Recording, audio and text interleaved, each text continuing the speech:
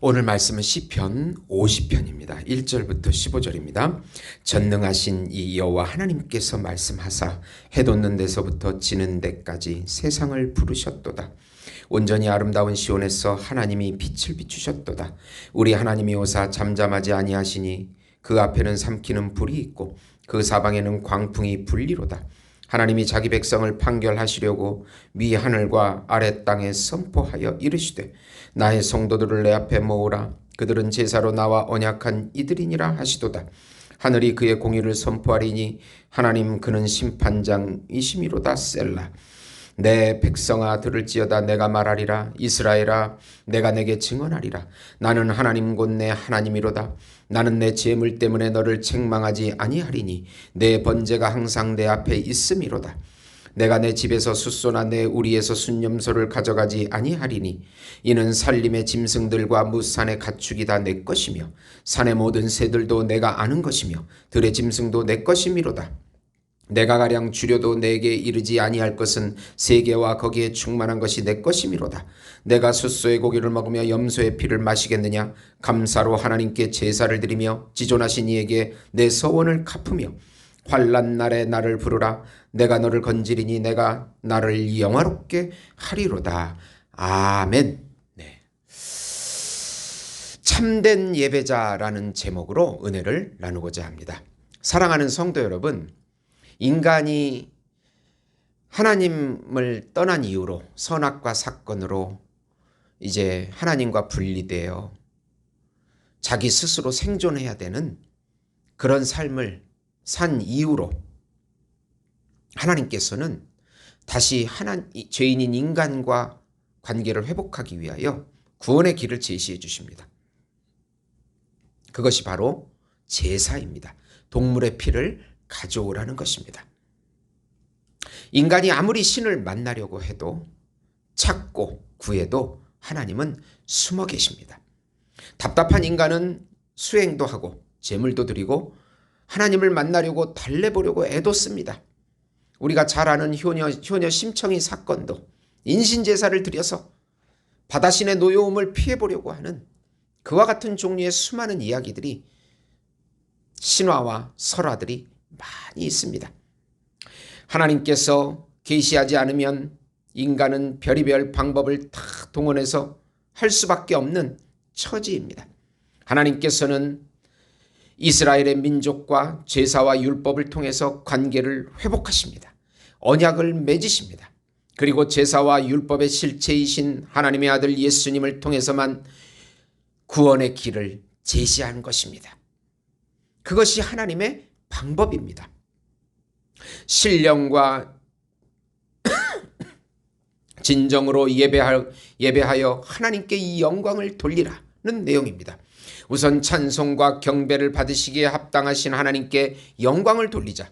이 시편 50편 말씀은 다윗 시대의 성가 대장을 맡았던 아삽이 지은 지혜시입니다. 온 세상의 통치자이시고 세상을 부르신 하나님이 여호와이십니다.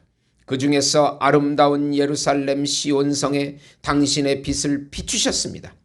하나님이 임재하시면 삼키는 불이 있고 광풍이 사방에 나타납니다.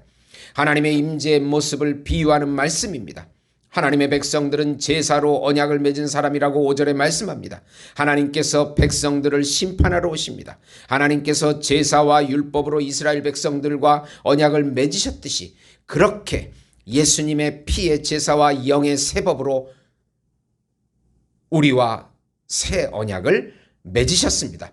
그분은 마땅히 우리에게 찬송과 영광을 받기에 합당하신 하나님이십니다. 그분이 우리를 구원하십니다. 오직 하나님께 영광과 찬송과 존귀를 올려드리라고 아삽은 시대를 넘어서 말씀하고 있는 것입니다. 두 번째로 우리의 참된 삶과 참된 감사의 예배를 받으시는 하나님이심을 깨달으라. 하나님께서는 직접 말씀하십니다. 이스라엘 백성들의 형식적인 제물 드림에 대하여 부정적으로 말씀하십니다. 하나님께서는 이방신에게 드려지는 것처럼 제물만 드리면 다 됐다고 하는 그런 예배를 받으시지 않습니다. 하나님은 모든 것의 창조주이십니다. 희생 제물이 부족해서 바치라고 하는 신이 아니십니다. 사실 모든 동물은 다 하나님의 것입니다. 모든 세계가 다 하나님의 것이라고 12절에 말씀하고 있습니다. 그저 숫소의 고기와 염소의 피만 먹는 하나님이 아니십니다. 하나님께서 우리에게 원하시는 것은 하나님께 영광을 반영하는 사랑의 삶을 살라는 것입니다. 감사하는 마음으로 참된 예배를 받으셔야 하는 하나님이십니다. 하나님께서는 마음에 감사가 없는 제사와 거짓 삶을 거부하십니다. 형식적인 제사와 위선적인 삶을 거부하십니다. 서원은 반드시 받으시는 분이시라고 말씀합니다. 그렇게 참된 삶과 참된 예배를 드리는 참된 삶으로 감사의 참된 예배를 드리는 백성들이 환난 중에 기도한다면 반드시 구원하시겠다고 약속하십니다. 그 백성들을 통하여 하나님의 영광을 나타내십니다. 참된 삶과 진정한 감사의 예배를 받으시는 하나님이심을 깊이 우리는 인식해야 합니다. 예수 안에서 드려지는 예배와 예수님의 형상이 나타나는 삶을 하나님께서는 기대하십니다. 우리들에게 기대하십니다. 하나님은 하나님을 속일 수가 없습니다. 세 번째로 하나님 앞에 신령과 진정의 예배를 드려서 하나님의 구원을 보라. 하나님께서는 외식과 위선적인 삶을 사는 자들의 모습을 보십니다. 입으로 하나님의 말씀을 행하라고 전하면서도 자기는 지키지 않는 자들입니다. 도둑과 짝하고 간음하는 자들입니다. 입과 혀로 거짓을 일삼습니다. 자기 동족을 비방하는 자들입니다. 이런 일을 하고도 아무렇지 않다고 생각하는 것은 그들만의 착각이라고 말씀합니다. 이제는 깊이 생각하고 회개하라고 22절에 말씀하고 있습니다. 하나님을 잊어버린 너희여, 이제 이를 생각하라. 그렇지 아니하면 내가 너희를 찢으리니 건질 자가 없으리라. 하나님이 심판하십니다. 진정한 감사로 예배하는 자가 하나님을 영화롭게 합니다. 참된 삶으로 예배하는 자기 하나님의 구원을 보게 됩니다. 하나님께서는 신령과 진정으로 예배하는 자들을 찾고 계시는 것입니다. 요즘같이 어려운 때에 하나님께서 우리에게 원하시는 것은 다시 참된 삶을, 사랑의 삶을 살고 감사하는 예배를 회복하라고 하는 말씀이 우리에게 주시는 말씀인 것입니다. 요한복음 4장 23, 24절에 보시면 아버지께서는 참되게 예배하는 자들을 영과 진리로 예배할 때가 오나니 곧 이때라. 아버지께서 자기에게 이렇게 예배하는 자들을 찾으시느니라. 하나님은 영이시니 예배하는 자가 영과 진리로 예배할지니라. 성령과 말씀으로 예배하라고 우리에게 가르치고 있는 것입니다. 사랑하는 성도 여러분, 다른 길이 없습니다. 다른 영과 다른 예배 방법은 없습니다.